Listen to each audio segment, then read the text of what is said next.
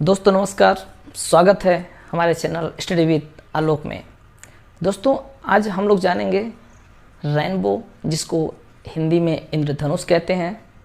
क्या होता है इंद्रधनुष, क्या होती है रेनबो, क्यों बनता है, कब बनता है, कैसे बनता है। आज इस वीडियो में हम लोग इसकी सारी जानकारी प्राप्त करेंगे। दोस्तों जैसा कि आप हमारे पीछे देख रहे हैं कि ये इंद्रधनुष बना हुआ है, इसी प्रकार का आकृति या इसी प्रकार का वर्ण आरेख हम वायुमंडल में, आसमान में हमको देखने को मिलता है।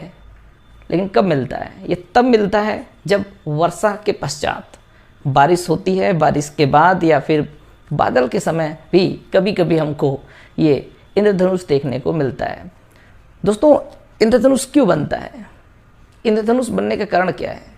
अक्सर इंद्रधनुष हमको कब दिखाई देता है? इंद्रधनुष जब भी दिखाई देता है, सबसे पहला शर्त तो यह है कि बारिश के बाद दिखाई देता है। यानी बरसात जब हो जाती है, उसके पश्चात जब सूर्य निकलता है, तब हमको क्या होता है कि हमको इंद्रधनुष आसमान में दिखाई देता है। इंद्रधनुष हमेशा या तो सुबह दिखाई देगा या तो शाम को दिखाई देगा। यानी कि सूर्य हमेशा तिरछा होना चाहिए।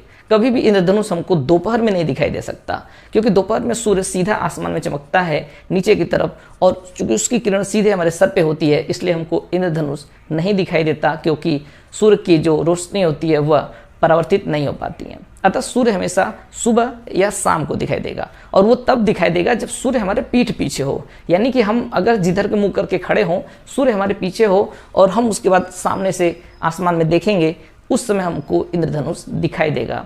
लेकिन इंद्रधनुष दिखने का भी कई शर्त होती है। लेकिन इंद्रधनुष तब दिखेगा जब सूर्य से हम लगभग 42 डिग्री के कोण पर खड़े हों। हम धरती पे कहाँ खड़े हैं, किस जगह पर खड़े हैं, ये भी डिपेंड करता है कि हमको इंद्रधनुष दिखेगा या नहीं दिखेगा। यानी कि हम धरती पे जिस स्थिति में हैं, जहाँ पर हैं, वहाँ से सूर्य की स्थिति 42 डिग्री के कोण पर होगा, और बारिश के पश्चात ऐसी स्थिति उत्पन्न होगी, तब हमको इंद्रधनुष दिखाई देगा। इंद्रधनुष दिखाई क्यों देता है? जब दोस्तों बारिश हो जाती है, वर्षा होती है, या वायुमंडल में पानी के छोटे छोटे बूंद या कण होते हैं, उसी स्थिति में हमको दिखाई देती है इंद्रधनुष। जब सूर्य का प्रकाश बरसात के बाद निकलता है, तो सूर्य की रोशनी क्या होती है कि जो बारिश के छोटे छोटे बूंदों में प्रवेश करता है, तब पानी की बूंदें सूर्य के प्रकाश को पहले अपवर्तित फिर बाद में परावर्तित करती हैं, जिसकी वजह से सूर्य के किरणों में उपस्थित 7 रंग हमको अलग अलग प्रकार से दिखाई देने लगती है, जिसको हम लोग इंद्रधनुष कहते हैं। दोस्तों अगर विज्ञान की भाषा में इसको हम समझें, तो यह एक तरंग दैर्घ्य के हिसाब से हमको दिखाई देता है, जिसमें यानी कि 7 रंगों में जिस रंग का तरंग दैर्घ्य सबसे ज़्यादा होगा वह सबसे ऊपर दिखाई देगा। यानी कि लाल रंग, लाल रंग का तरंग दैर्घ्य सबसे ज़्यादा होता है, इस वजह से वह हमें रेनबो में सबसे ऊपर दिखाई देता है, और बैगनी रंग हमको सबसे नीचे दिखाई देती है। इस प्रकार ये 7 रंग हमको दिखाई देता है। दोस्तों अगर ये रेनबो के यानी कि इंद्रधनुष के 7 रंगों को हमको याद करना हो, याद करने का तरीका, तो इसका एक शॉर्टकट फार्मूला है हिंदी में, बैनियाह पिनाला।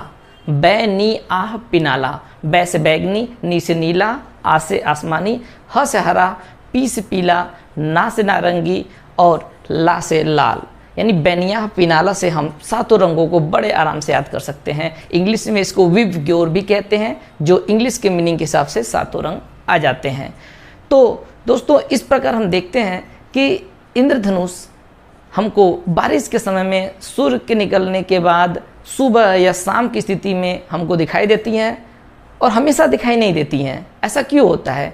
हमको इसलिए होता है क्योंकि मैंने पहले भी बता चुका हूँ कि हमको तब दिखाई देगा जब बारिश के पश्चात सूर्य निकले, और सूर्य निकलने के बाद हम जिस स्थान पे खड़े हों, वहाँ से सूर्य की स्थिति लगभग 42 डिग्री की कोण बनाती हो, और सूर्य हमारे ठीक पीछे हो। ऐसी स्थिति में हमको आसमान में रेनबो या इंद्रधनुष दिखाई देता है।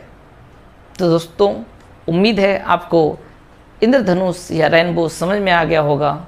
अगर आपको वीडियो थोड़ा भी अच्छा लगा है तो आप हमारे चैनल को लाइक कर दें, सब्सक्राइब कर दें, ताकि हम और भी अच्छे अच्छे वीडियो बना सकें, जिससे कि अधिक से अधिक ज्ञानवर्धक चीज़ें आप लोगों के सामने लाया जा सके। धन्यवाद, थैंक यू।